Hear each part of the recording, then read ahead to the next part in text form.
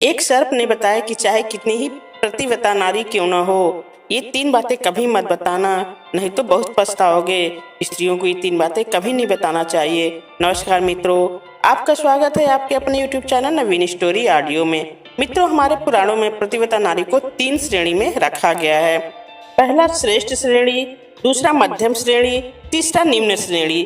श्रेष्ठ श्रेणी जो स्त्री बीमार, बूढ़ा, पागल, क्रोधी, अपंग, गरीब पति को भी चाहती है, सेवा करती है और किसी पर पुरुष का विचार मन में नहीं लाती है, वो स्त्री श्रेष्ठ प्रतिव्रता है। मध्यम श्रेणी जो स्त्री अन्य पुरुष का विचार मन में करती है और जो पुरुष बड़ा है उसे पिता मानकर, हम उम्र है भाई मानकर और छोटे को पुत्र मानती है, वो स्त्री मध्यम प्रतिव्रता है। तीसरा निम्न श्रेणी जो स्त्री भय के कारण या मौका न मिलने के कारण पतिव्रता बनी हुई है, वो निम्न श्रेणी की पतिव्रता है। मित्रों, एक सर्प ने बताया चाहे कितनी ही पतिव्रता नारी हो, यह 3 बातें कभी उसे मत बताना, नहीं तो मुंह दिखाने के लायक नहीं रहोगे। मित्रों, कहानी में आगे बढ़ने से पहले आप लोग से हाथ जोड़कर अनुरोध है कि अगर आप चैनल पर नए हो तो चैनल को सब्सक्राइब जरूर कर दें। तो चलिए शुरू करते हैं आज की कहानी। प्राचीन समय की बात है। एक जंगल में एक सपेरों का झुंड कहीं जा रहा था। सपेरे एक सुनसान जंगल से होकर निकल रहे थे। एक जगह उन्हें घनी छायादार वृक्ष नजर आया, तो सपेरे उस वृक्ष की छाया में बैठकर आराम करने लगे। उस वृक्ष के पास में एक विशाल सांपों की बांधी थी। एक सपेरे ने जान लिया कि यहाँ हमें कोई सर्प मिल सकता है। सपेरों का तो काम ही होता है सांपों को पकड़ना। अपने साथियों से कहा कि हमें यह बिल खोद कर देखना चाहिए। मित्रों, सपेरों ने आपस में विचार किया और सपेरे उस सांप के बिल को खोदना शुरू कर दिए। उस बिल से एक बहुत ही भयंकर काला नाग निकला। सपेरों ने उस नाग को पकड़ लिया।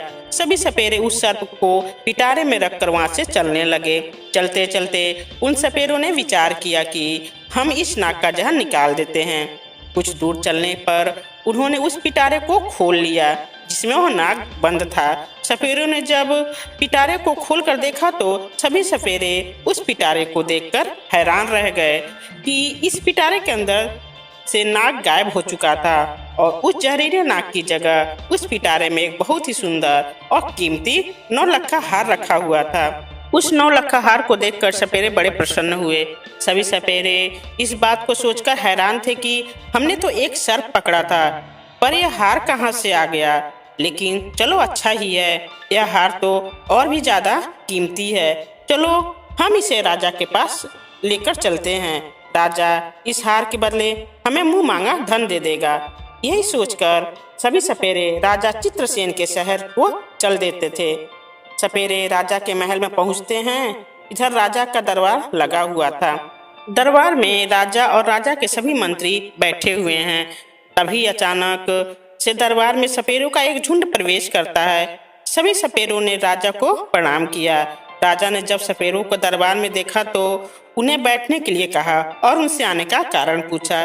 तो सपेरे कहने लगे, महाराज, हम तो ठहरे सपेरे, भला हमारा आपके पास आने का क्या कारण हो सकता है, परंतु हमारे पास एक बड़ा ही कीमती हार है जो आपकी महारानी के गले की शोभा बढ़ा सकता है। सपेरों ने कहा, महाराज, ऐसा हार आपने पहले कभी नहीं देखा होगा। राजा चित्रसेन बोले, दिखाओ कैसा हार है।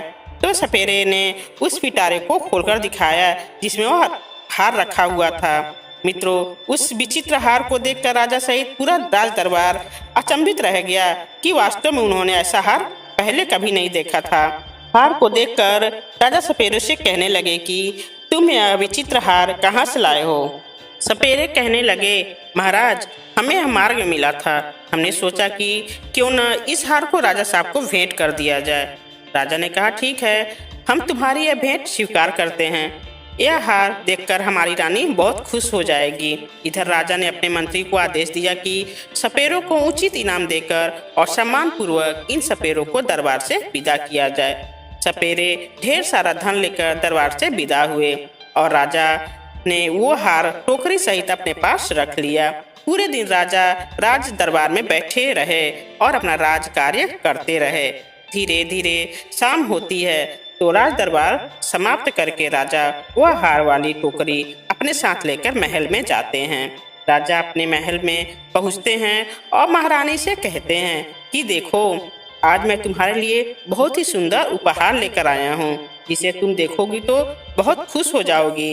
रानी कहने लगी, महाराज ऐसा क्या लाए हो आप मेरे लिए? इतना कहकर राजा ने वह टोकरी रानी की ओर खिसका दी और कहा कि नहीं मानती हो तो स्वयं देख लो। मित्रों, रानी जैसे ही उस पिटारे को खोलकर देखा तो उसमें एक बहुत ही सुंदर तेजस्वी छोटा सा बालक लेटा हुआ था। उस बालक के चेहरे पर अलौकिक दिव्य चमक था। बालक इतना सुंदर था कि रानी उस बालक को देखते ही रह गई। कहने लगी, महाराज इसमें तो बड़ा ही सुंदर बालक लेटा हुआ है। रानी ने जब कहा कि बालक लेटा हुआ है तो राजा कहने लगे, नहीं रानी, बालक नहीं है, इसमें तो 9 लख हार रखा था, यह बालक कैसे बन गया?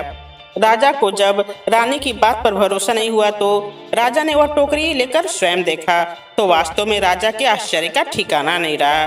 बालक को देखकर राजा और भी ज्यादा प्रसन्न हो जाता है, क्योंकि मित्रों राजा का पहले से कोई संतान नहीं थी। राजा और रानी हर समय संतान के बारे में सोचकर दुखी रहा करते थे। अब तो राजा और रानी दोनों ने विचार किया कि यह पुत्र हमें भगवान ने प्रदान किया है और आज से हम दोनों इसे अपना पुत्र मानकर ही इसका लालन पालन करेंगे। और यह बात किसी को पता नहीं थी कि राजा ने जो हार खरीदा था वह हार बालक बन गया है। लेकिन राजा की कुछ दासियां वहां उनका वार्तालाप सुन रही थीं। इस रानी ने पूछा कि महाराज बालक तुम्हें किसने दिया? तो राजा ने बताया कि आज दरबार में सपेरों का एक झुंड आया था, उन्होंने हमें एक पिटारे में रखकर 9 लाख का हार भेंट किया था, परंतु ईश्वर की कृपा से दरबार से महल तक आते आते यह हार से सुंदर पुत्र बन गया। अब आज यह बालक हमारा पुत्र है और आगे चलकर यही हमारी राजगद्दी का मालिक होगा।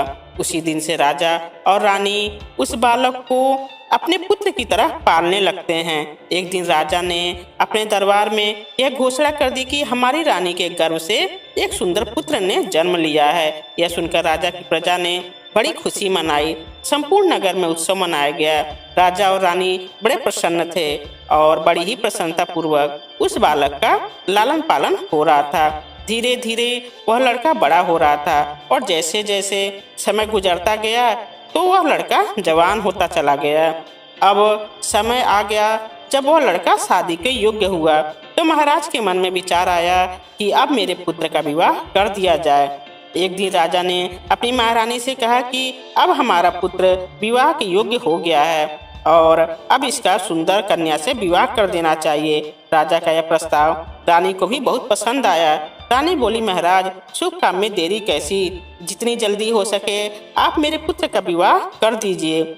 मित्रों, राजा चित्रसेन के राज्य से लगा हुआ एक दूसरा राज्य था। उस राज्य के राजा का नाम था बसंत। उस राजा का एक बड़ी सुंदर कन्या थी जिसका नाम था बैजंती। उस राजा की कन्या बैजंती को समस्त विद्याओं का ज्ञान कराया गया था, इसलिए वह कन्या 16 विद्याओं में निपुण थी।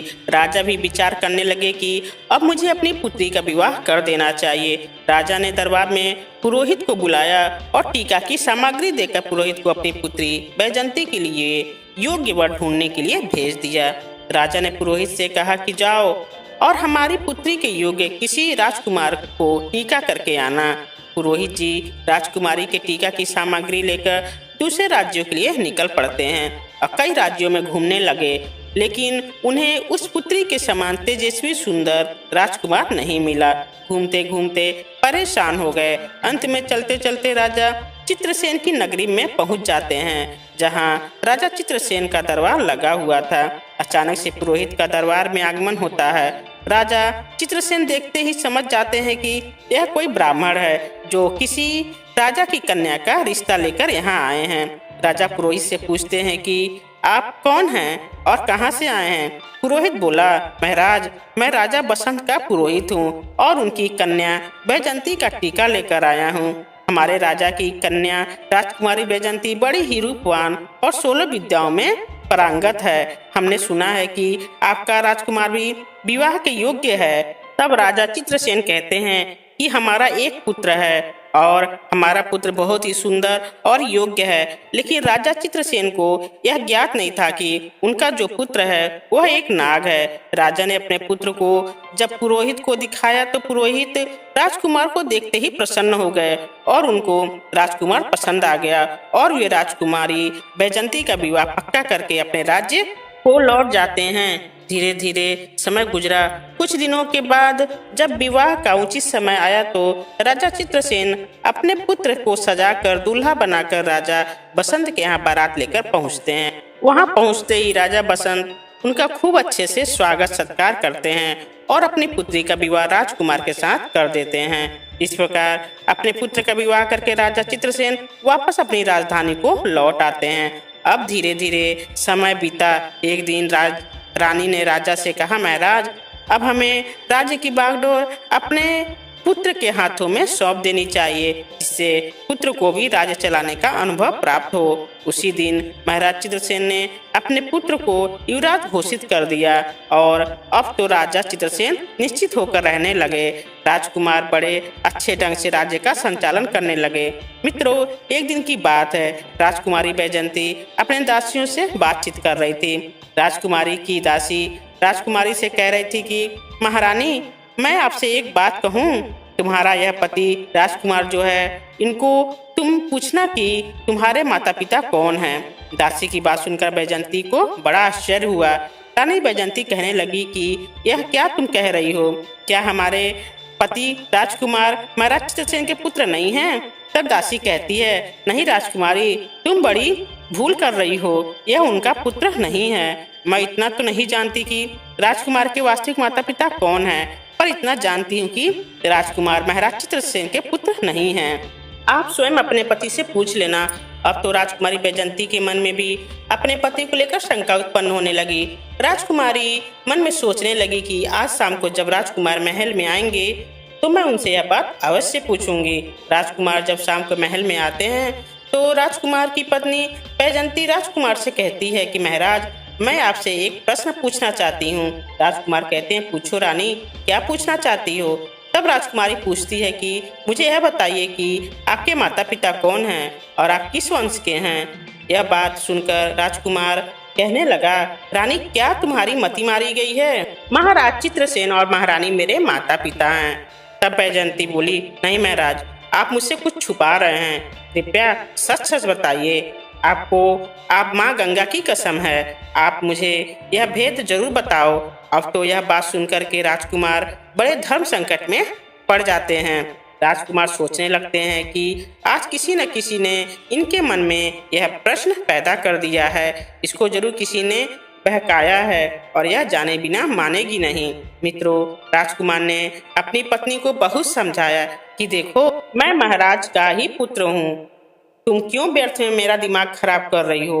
अब तो राजकुमारी हट कर गई कि अब तो आपको मुझे बताना ही पड़ेगा कि आप किस वंश के हो, आपके माता पिता कौन हैं। अब तो राजकुमार सोचने लगा कि लगता है मुझे इसको बताना ही पड़ेगा, यह पूछे बिना मानेगी नहीं। राजकुमार बार बार अपनी पत्नी से कहता है कि मान जाओ, अभी भी समय है, तुम मुझसे यह बात मत पूछो वरना बहुत पछताओगी। लेकिन राजकुमारी तो मानो जैसे जिद ही कर बैठी थी। कहने लगी, नहीं बताओगे तो मैं भोजन ग्रहण नहीं करूंगी, मैं समझूंगी कि आप मुझसे झूठा प्रेम करते हो। यह बात सुन करके राजा का पुत्र कहने लगा, ठीक है, नहीं मानती हो तो ठीक है, मैं तुम्हें यह बात बताऊंगा, पर यहाँ नहीं। हम कल महल से बाहर वन विहार के लिए चलेंगे, वहाँ चलकर मैं तुम्हें सब कुछ बता दूंगा। अब तो रथ सजाया, उसमें राजकुमार और राजा की पत्नी बैजंती दोनों बैठ जाते हैं और वन विहार करने का बहाना करके दोनों महल से निकल जाते हैं और एक नदी के किनारे आ जाते हैं। नदी को देखकर राजकुमारी बैजंती कहने लगी, महाराज, आप मुझे इस नदी के पास लेकर क्यों आए हैं? क्या इस नदी से तुम्हारा कोई संबंध है? तब राजकुमार कहता है, मैं फिर से तुमसे कहता हूँ कि मान जाओ और मुझसे मेरे वंश के बारे में मत पूछो वरना तुम्हें बहुत पछताना पड़ेगा। लेकिन मित्रों, किसी ने सच ही कहा है, राजहट, बालहट और त्रियाहट यह बड़े बुरे हट होते हैं। राजकुमार के समझाने पर भी राजकुमारी नहीं मानी और कहने लगी, नहीं महाराज, मुझे यह जरूर बताओ कि आपके माता पिता कौन हैं और आप किस वंश के हो। राजकुमारी बैजंती जब नहीं मानती है तो राजकुमार उस नदी में नीचे उतर जाता है और कमर तक के जल में जब वह पहुंच जाता है तो कहने लगता है कि रानी, अभी भी समय है, तुम मुझसे यह बात मत पूछो, अभी कुछ बिगड़ा नहीं है। लेकिन राजकुमारी कहने लगी, चाहे कुछ भी हो जाए, लेकिन मैं यह बात पूछकर ही मानूंगी। इस प्रकार राजकुमार नदी के और गहरे जल में उतर जाता है। जब छाती तक के जल में पहुंच जाता है तो राजकुमार फिर रानी को समझाकर बोला कि रानी, मान जाओ, आपका पूछना मुझे आपसे दूर कर सकता है। राजकुमारी बोली, चाहे कुछ भी हो जाए, आप इस भेद को मेरे सामने जरूर रखोगे। जब राजकुमार और आगे बढ़ा और जब अपने मुख के बराबर जल में आया तो कहने लगा, रानी, अभी भी तेरे पास समय है, यह जानने की कोशिश मत करो कि मैं कौन हूँ। परंतु रानी नहीं मानी। मित्रों, फिर क्या होता है, राजकुमार ने अपना असली नाग का रूप धारण कर दिया और नदी के जल के ऊपर अपना फन दिखाने लगा। अपना फन दिखाने के बाद वह नदी के अंदर समा गया और फिर निकलकर बाहर नहीं आया। राजकुमारी बैजंती ने राजकुमार को खोजने की बहुत कोशिश की, मगर राजकुमार का कहीं पता नहीं चला। जब काफी देर हो गई और राजकुमार नहीं लौटा तो राजकुमारी बैजंती घबरा गई, क्योंकि अब उसका पति नाग बनकर कहीं चला गया था। राजकुमारी बैजंती ने उसे खोजने की बहुत कोशिश की, बहुत प्रतीक्षा की, लेकिन वह नहीं मिला। अब तो बैजंती अपने रथ को लेकर के अपने सारथी से कहती है कि चलो महल को चलो और महाराज को सूचित करो कि उनके पुत्र नदी में डूब गए हैं। सारथी ने जाकर महाराज चित्रसेन को यह खबर दी कि महाराज, आपके पुत्र राजकुमार नदी में विलुप्त हो गए हैं। यह सब सुनकर राजा को बड़ा दुख होता है। राजा अपने सैनिकों को आदेश देते हैं कि जाओ, नदी के जल को खंगालो और राजकुमार की लाश को तलाश करो। राजा के सैनिक रानी बैजंती महाराज और महारानी के साथ उस नदी पर पहुंचते हैं। नदी में जगह जगह जाल डलवाए गए, लेकिन कोई सफलता नहीं मिली। नदी में कई गोताखोर राजकुमार की लाश की तलाश की, मगर कुछ हाथ नहीं लगा। अब तो उदास होकर के राजा और रानी और राजकुमारी बैजंती वापस अपने महल को लौट आते हैं। राजा चित्रसेन तो बूढ़े हो चुके थे और अब पुत्र का दुख उनके ऊपर और आ गया था। राजा के मन में तो यही था कि नदी में डूब करके उनका पुत्र मर गया है। महारानी बैजंती भी बड़ी दुखी रहने लगी और मन में अपने आप को कोसने लगी कि मैंने बहुत बुरा किया, मेरे ही कर्मों के कारण आज मेरा पति मुझसे दूर चला गया है। यदि मैं उनसे उनके वंश के बारे में पूछने की जिद न करती तो शायद मेरा पति मुझसे दूर नहीं होता। लेकिन राजकुमारी बैजंती बड़ी विद्वान थी, 16 विद्याओं में निपुण थी। काफी सोच विचार के बाद उसे एक तरकीब सूझती है। राजकुमारी ने अपने संपूर्ण नगर में एक घोषणा करवा दी कि कोई भी व्यक्ति उसे कोई नई बात सुनाएगा तो उसके बदले में उनको उचित इनाम दिया जाएगा, चाहे कोई आप बीती हो या प्राचीन घटना से संबंधित हो, कोई भी कहानी हो या कथा हो, कुछ भी जो कोई सुनाएगा उसको उचित इनाम दिया जाएगा। मित्रों, अब तो रानी बैजंती रोज कथा सुनती। रानी बैजंती के पास कथा सुनाने वालों की भीड़ लगी रहती थी। कोई रामायण की कथा सुना रहा है, कोई किसी राजा का इतिहास सुनाता है। अब तो राजकुमारी बैजंती का यही काम था। वह सुबह से लेकर शाम तक नई नई कहानियों को सुनती रहती थी। मित्रों, इस प्रकार कुछ समय निकला। एक दिन क्या हुआ कि उसी राज्य का एक बूढ़ा आदमी पास के ही एक जंगल से गुजर रहा था। उस बूढ़े आदमी को उस जंगल को पार करते करते जंगल में ही रात हो गई। जब रात हो गई तो वह मन में सोचने लगा कि अब रात में आगे जाना ठीक नहीं है, क्योंकि जंगल में आगे हिंसक पशु भी मिल सकते हैं। यही सोच करके बूढ़ा आदमी उस जंगल में एक पीपल के पेड़ के ऊपर चढ़कर बैठ जाता है। रात्रि का समय था। बूढ़ा व्यक्ति को डर के मारे नींद नहीं आ रही थी। इधर जब रात के 12 बजे का समय होता है तो उसने देखा कि बाहर एक झाड़ू लगाने वाला आया। पूरे जंगल को में उसने झाड़ू लगा दिया। फिर उसने देखा कि एक पानी का छिड़काव करने वाला आया। उसने भी हर जगह पानी का छिड़काव कर दिया। उसके बाद वहां पर कुर्सियां लगनी शुरू हो गईं। फिर एक सिंहासन आता है। बूढ़ा आदमी पीपल पर बैठा बैठा यह सब देख रहा था। उसने देखा कि वहां पर सभा होने लगी। वह बूढ़ा व्यक्ति बहुत घबरा रहा था। मन में सोच रहा था कि यह सब क्या हो रहा है और यह लोग कौन हैं। और आज क्या यह मुझे जिंदा छोड़ेंगे या नहीं। वहाँ एक से एक विचित्र अतिथि आने शुरू हो गए थे। वह विचित्र इसलिए थे क्योंकि उनका आधा शरीर सर्प का था और आधा शरीर मनुष्य का था। दिव्य शरीर वाले नाग देखने में बड़े भयंकर तो लग रहे थे और उनका दरबार वहाँ सज रहा था। और जब सभी लोग वहां आ गए तो वहां 2 सिंहासन थे और उन दोनों सिंहासनों पर कुछ देर के बाद नागों के राजा और उनके पुत्र युवराज दोनों वहां आकर बैठ जाते हैं। संपूर्ण दरबार ने उनका बड़ा स्वागत किया। उनके बीच चर्चा होनी थी। वह चर्चाएं हो रही थीं और जो राजकुमार था उस नागराज का पुत्र था, चुपचाप नीचे गर्दन किए हुए बैठा था। उस दरबार में इस बात की चर्चा हो रही थी कि राजकुमार का विवाह किया जाए। विवाह के संबंध में चर्चाएं चल रही थीं। अब राजकुमार के विवाह का नाम आया तो उसने नीचे गर्दन कर ली और वह बड़ा उदास हो जाता है।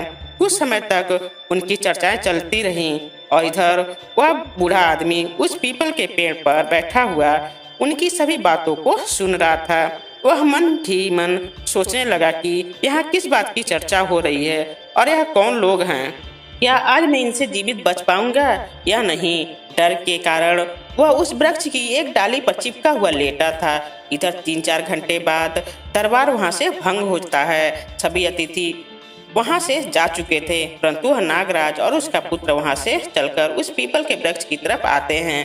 मित्रों, उस पीपल के पेड़ पर बैठा हुआ वो बूढ़ा आदमी सोचने लगा कि यह मेरी तरफ ही आ रहे हैं। लगता है अभी यह मुझे जिंदा नहीं छोड़ेंगे क्योंकि इन्हें पता चल गया कि मैं इस वृक्ष पर बैठा हूँ। यह सोचकर वह बूढ़ा व्यक्ति घबरा जाता है, परंतु उस नाग ने क्या किया, उस पीपल की जड़ में बैठकर कुछ देर रोया और रानी बैजंती को याद किया।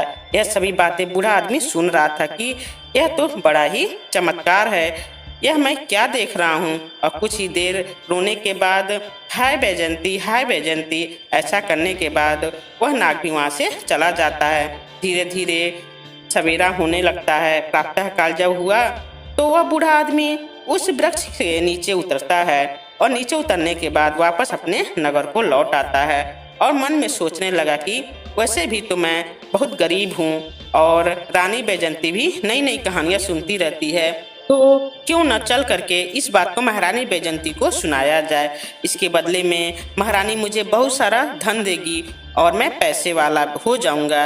ऐसा विचार करके वह बूढ़ा आदमी उसी जगह आ जाता है जहां रानी बैजंती का मंडक लगा हुआ था, जहां रानी बैजंती रोज कथाएं सुना करती है। वहां एक से बढ़कर एक बड़े विद्वान रानी को कहानी सुना रहे हैं। कुछ घंटे इंतजार करने के बाद उस बूढ़े आदमी को कहानी सुनाने का नंबर आता है। वह महारानी बैजंती से कहने लगा, महारानी आज मैंने बड़ा विचित्र दृश्य देखा है। आज मैं आपको एक आंखों देखी घटना सुना रहा हूँ। आज रात जब मैं जंगल से गुजर रहा था तो रात होने की वजह से मैं उस जंगल में फंस गया। रात होने की वजह से मैंने वहीं रुकना उचित समझा और मैं उसी जंगल में एक पेड़ पर चढ़कर बैठ गया। मैं सुबह होने का इंतजार करने लगा। तभी मैंने वहां देखा कि वहां एक नागराज का दरबार लगा था। उन सब का आधा शरीर मनुष्य का था और आधा शरीर नाग का था। ऐसे विचित्र प्राणी उस दरबार में आए थे कि मैं उन्हें देखता ही रह गया। कुछ देर देखने के बाद मैंने विचार किया कि वह लोग मुझे मारेंगे तो नहीं, परंतु मैं उस पीपल के वृक्ष पर चिपका हुआ उनकी बातें सुनता रहा। जब दरबार समाप्त हुआ तो वहाँ एक नागों के राजा और उनका पुत्र एक दिव्य रथ में बैठकर जिस पीपल के वृक्ष पर मैं बैठा था उसी वृक्ष की ओर आए। नागों का राजकुमार उस रथ से उतरा और पीपल के वृक्ष के नीचे बैठकर कुछ देर हाय बैजंती कहकर रोता रहा। उसके बाद वह वहीं से अदृश्य हो गया। अब यह बात जब राजकुमारी बैजंती ने सुनी तो उस बूढ़े आदमी से कहने लगी कि बाबा, मैं तुम्हें इतना धन दूंगी कि तुम्हारी कई पीढ़ियां बैठकर खा सकती हैं, परंतु तुम मुझे उस स्थान पर लेकर चलो जहां तुमने उस राजकुमार को रोते हुए देखा था। यह सुनकर बूढ़ा आदमी घबरा जाता है और कहता है, राजकुमारी अब मैं वहां नहीं जा पाऊंगा, वहां जाने से मुझे बहुत डर लग रहा है। तब राजकुमारी कहती है, नहीं बाबा, आप चिंता मत करो, आपको मेरे साथ वहां चलना ही पड़ेगा। इतना कहकर रानी बैजंती ने एक सोने की मोहरों से भरी हुई थैली उस बूढ़े आदमी को दे दी और कहा कि मैं तुम्हें और भी सोने की मोहरें दूंगी, तुम मुझे उस स्थान पर पहुंचा दो। बूढ़ा आदमी रानी द्वारा दी गई सोने की मोहरों को देखकर खुश हो जाता है और वह राजकुमारी बैजंती को लेकर उस जंगल की तरफ चल देता है। उसी स्थान पर जाकर बूढ़े आदमी ने बताया, राजकुमारी, मैंने इस पीपल के वृक्ष के ऊपर बैठकर यह सब कुछ देखा है। राजकुमारी बोली, तो बाबा मैं भी आज उन्हें अपनी आंखों से देखना चाहती हूँ। इस प्रकार वह बूढ़ा आदमी और रानी बैजंती उस वृक्ष के ऊपर चढ़कर बैठ जाते हैं और वो इंतजार करते हैं उस दरबार का। मित्रों, इंतजार करते करते पूरी रात निकल जाती है, लेकिन वहाँ कोई नहीं आता है। उस दिन न तो कोई दरबार सजता है, न कोई नाग आता है। अब तो रानी बैजंती उस बूढ़े आदमी पर क्रोधित हो जाती है और कहती है, बाबा तुमने झूठ बोला है और इसके लिए मैं तुम्हें कड़ी से कड़ी सजा दे सकती हूँ। वह बूढ़ा आदमी कहने लगा, नहीं महारानी, मैंने झूठ नहीं बोला है। मैंने जो अपनी आंखों से देखा था वही आपको बताया था। रानी बोली, तो फिर आज क्या हुआ? बूढ़े आदमी ने कहा, यह मैं नहीं जानता कि वो लोग आज क्यों नहीं आए। मित्रों, रानी बैजंती निराश होकर अपने महल लौट आती है। इधर वो बूढ़ा आदमी मन ही मन परेशान रहने लगता है कि मैं रानी के सामने झूठा पड़ गया। वह बूढ़ा आदमी सोचने लगता है कि उस दिन कौन सी तिथि थी जिस दिन उस जंगल में दरबार लगा था। उसने ये बात ज्योतिषियों से पूछी। ज्योतिषियों ने बताया कि उस दिन पूर्णिमा की तिथि थी। चंद्रमा पूर्ण तरह से उदय हुआ था और ऐसे अवसर में देवताओं की सभाएं कुछ क्षेत्रों में हुआ करती हैं। हो सकता है तुमने उस सभा को देख लिया हो। अब तो वह बूढ़ा आदमी सोचने लगता है कि अगली पूर्णिमा आएगी तो मैं रानी को लेकर वहां जाऊंगा। महारानी ने भी उस बूढ़े आदमी से कह दिया कि यदि तुम मुझे वह दृश्य दिखा दोगे तो मैं तुम्हें बहुत बड़ा इनाम दूंगी। इधर धीरे धीरे समय बीता और जब अगली पूर्णिमा की तिथि आई तो वह बूढ़ा आदमी महल में पहुंचता है और महारानी से कहता है कि महारानी, आज आप मेरे साथ उस जंगल में चलो। आज मैं आपको वह दृश्य दिखाऊंगा। मित्रों, राजकुमारी बैजंती और वह बूढ़ा आदमी दोनों जंगल की ओर चल देते हैं। वहां पहुंचकर रानी बैजंती और वह बूढ़ा आदमी उस पीपल की जड़ में छुपकर बैठ जाते हैं। जब रात्रि के 12 बजने का समय नजदीक आता है तो वहाँ झाड़ू लगाने वाला आता है। उसने झाड़ू लगाया। पानी का छिड़काव करने वाला आया, उसने पानी का छिड़काव किया।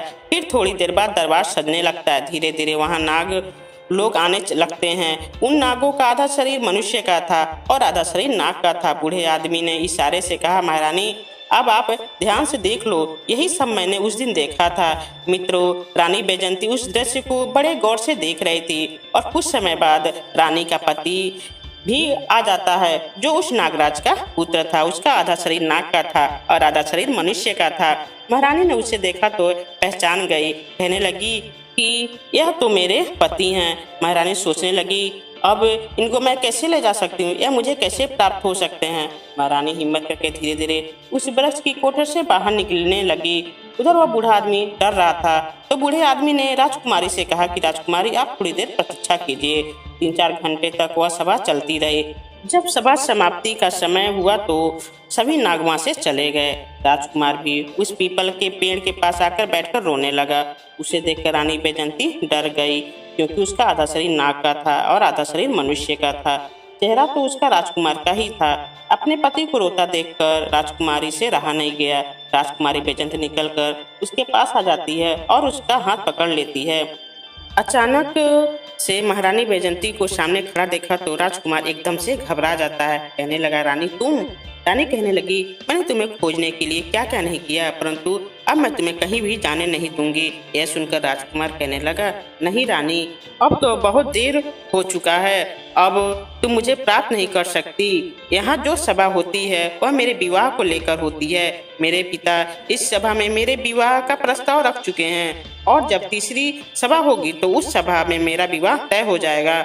और जब मेरा विवाह तय हो जाएगा तो बताओ मैं तुम्हारे साथ कैसे रह पाऊंगा। मुझे तो अपनी उस पत्नी के साथ रहना पड़ेगा। तुमने तो मुझे त्याग दिया। मैंने उस दिन तुम्हें बार बार समझाया था कि मुझसे मेरा वंश मत पूछो। राजकुमार की बात सुनकर रानी बैजंती रोने लगती है और बार बार अपने किए की क्षमा राजकुमार से मांगती है। राजकुमार कहता है, राजकुमारी रोने का समय नहीं है, मैं तुम्हें एक उपाय बताता हूँ। यदि तुमने वो उपाय कर लिया तो शायद मैं तुम्हें प्राप्त हो जाऊँ। रानी बैजंती बोली कि मुझे जो उपाय बताओगे मैं वह उपाय करूंगी, लेकिन तुम्हें मेरे साथ रहना होगा। राजकुमार बोला, रानी, अब मेरे जाने का समय हो गया है। मुझे मेरे पिता के दरबार में पहुंचना है, परंतु अगली पूर्णिमा के दिन तुम्हें इसी प्रकार यहाँ आकर बैठना होगा।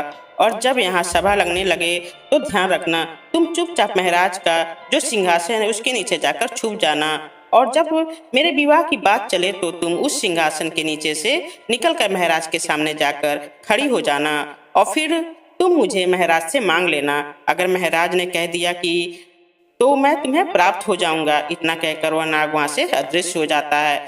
इधर राजकुमारी बैजंती और वह बूढ़ा आदमी अपने नगर को लौट आते हैं। रानी दुखी रहने लगी कि पता नहीं मैं राजकुमार को प्राप्त कर पाऊंगी या नहीं। इधर राजा चित्रसेन भी अपने पुत्र शोक में दिन रात दुखी रहते थे। धीरे धीरे समय निकला। इधर महारानी सोच रही थी कि अब चाहे कुछ भी हो जाए, अगली पूर्णिमा के दिन मैं अपने पति को पाकर ही रहूंगी। यह सोचकर रानी ने अब कथाओं को सुनना भी बंद कर दिया। धीरे धीरे समय बीता।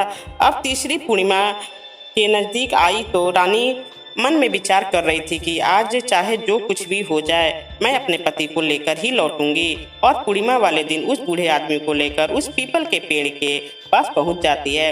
अब तो दोनों उस पीपल की कोटर में छुपकर बैठ जाते हैं और सभा लगने का इंतजार करने लगते हैं। इधर रात्रि के 12 बजते ही दरबार लगने की तैयारी शुरू होती है। कुर्सियां लगती हैं, राजा का सिंहासन आता है। इधर रानी उस पीपल की कोटर से निकलकर उस सिंहासन के पीछे छुप जाती है। बड़े ही विशाल शरीर वाले नाग वहां आकर के बैठने लगते हैं। कुछ देर के बाद राजकुमार का पिता जो नागों का राजा था वो भी आ जाता है। राजकुमार भी वहीं आकर के बैठ जाता है। दरबार शुरू होता है। अब तो वहाँ बैठकर आपस में चर्चाएं होने लगती हैं। कुछ समय के पश्चात राजकुमार के विवाह का चर्चा आरंभ होता है। मित्रों, राजकुमार के विवाह की जब बात चली तो राजकुमार बैजंती को मौका मिल गया। वह सिंहासन के नीचे से निकलकर राजा के सामने हाथ जोड़कर खड़ी हो गई। अचानक से एक स्त्री को वहाँ पर आया देखकर सभी सभा हड़बड़ा जाती है। तुम कौन हो और यहाँ इस सुनसान जंगल में मध्य रात्रि के समय तुम यहाँ क्यों आई हो? क्या तुम्हें मृत्यु का जरा भी डर नहीं है? जानती हो कि हम सब नाग लोग हैं और नाग लोग कितने ही जहरीले होते हैं, यह तुम्हें नहीं छोड़ेंगे। यह बात सुनकर के बैजंती कहने लगी, महाराज मुझे डर किस बात का है? मैं तो आपकी पुत्रवधू हूँ। आपके राजकुमार मेरे पति हैं। ना मानो तो उनसे ही पूछ लो, इनके साथ मेरा विवाह हुआ है। जब महाराज ने अपने राजकुमार से पूछा कि राजकुमार यह कौन है, तो राजकुमार ने पूरी कहानी अपने पिता को सुनाई और कहा, पिताजी एक दिन मुझे कुछ सपेरों ने पकड़ लिया और पकड़कर पिटारे में रखकर मुझे ले जाने लगे। तो मैंने अपने बचने के लिए उस पिटारे के अंदर 9 लक्खा हार का रूप बना लिया। उन सपेरों ने 9 लक्खा हार महाराज चित्रसेन के यहाँ दे दिया। मैंने सोचा कि राजा चित्रसेन का कोई पुत्र नहीं है तो क्यों न राजा के यहाँ मैं पुत्र बन जाता हूँ। तो मैं मेरी माया से पुत्र बन गया और कई साल महाराज के यहाँ रहा। राजमहलों का सुख भोगता रहा। महाराज ने अपने पुत्र की तरह मेरा पालन किया और इसी सुंदरी के साथ मेरा विवाह संपन्न करा दिया। परंतु एक दिन जिद करके इस सुंदरी ने मुझसे मेरे वंश के बारे में पूछा कि तुम किस वंश के हो। मैंने इसे बहुत समझाया परंतु यह नहीं मानी और जब नहीं मानी तो मैं जहाँ मेरा अधिष्ठान था वहाँ इन्हें लेकर गया और वहाँ पहुंचकर मैं अपने वास्तविक स्वरूप में आ गया और मैं अपने परिवार के पास चला आया। यह बात महाराज ने जब सुनी तो नागराज कहने लगा कि देवी क्या यह सच कह रहा है? तब रानी ने कहा, हाँ महाराज ऐसा ही हुआ था। मेरा विवाह इन्हीं के साथ हुआ था, जबकि पहले इनका पूरा शरीर मनुष्य का था।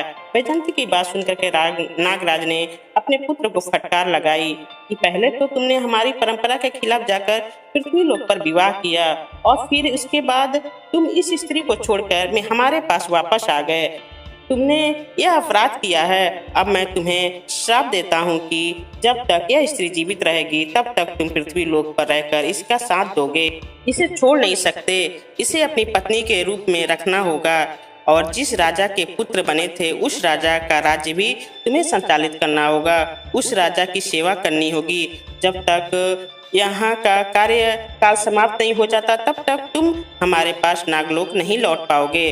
अब तुम्हारा विवाह नहीं होगा। मित्रों, नागराज ने बैजंती को उसका पति प्रदान कर दिया। राजकुमार अब अपने पहले वाले स्वरूप में आ गया। इसके बाद रानी बैजंती और राजकुमार ने नागराज से अपने पिता से सर झुकाकर आशीर्वाद लिया और अपनी रानी के साथ विदा लेकर वहां से चला आया। राजकुमार अपनी नगरी में आए तो वहां पहुंचकर उन्होंने देखा कि पुत्र शोक में व्याकुल होकर महाराज की स्थिति बहुत ही ज्यादा खराब थी। महाराज के पास जब उनका पुत्र पहुंचा तो महाराज ने देखा, वह बड़े प्रसन्न हुए। उन्हें लगा जैसे समस्त बीमारियों से अभी छूटे हों। पूरे महल में खुशियां मनाई गईं। राजा साहब ने पूरे नगर में यह खबर भिजवा दी कि हमारा राजकुमार वापस लौट आया है। यह सुनकर संपूर्ण नगर प्रसन्नता से उत्सव मनाया गया और राजा चित्रसेन और उनकी महारानी अपने पुत्र को पाकर बहुत खुश हुए। मित्रों, इस प्रकार से रानी बैजंती अपने खोए हुए पति को पा लेती है और बड़े प्रेम के साथ अपने पति के साथ रहती है। मित्रों, इस कहानी से यही निष्कर्ष निकलता है कि चाहे कितनी ही पतिव्रता स्त्री हो, उसे ये 3 बातें नहीं बतानी चाहिए। पहला है, अगर स्त्री के जिद और हट से आपके प्राण जाते हों तो उसका वो हट कभी पूरा नहीं करना चाहिए। दूसरी बात है, जिस बात को बताने से स्वयं पर या परिवारजनों पर संकट आता हो वह बात उसे नहीं बतानी चाहिए। तीसरी है, जिस बात के कहने से स्त्री का, पिता का, माता का अपमान होता हो या आपकी प्रतिष्ठा धूमिल होती हो, उस बात को कभी नहीं बताना चाहिए। मित्रों, आशा करती हूँ कि ये कहानी आपको जरूर पसंद आई होगी। मित्रों, कहानी अच्छी लगी हो तो कहानी को लाइक और शेयर जरूर करें और चैनल पर नए चैनल को सब्सक्राइब जरूर कर दें। राधे राधे मित्रों।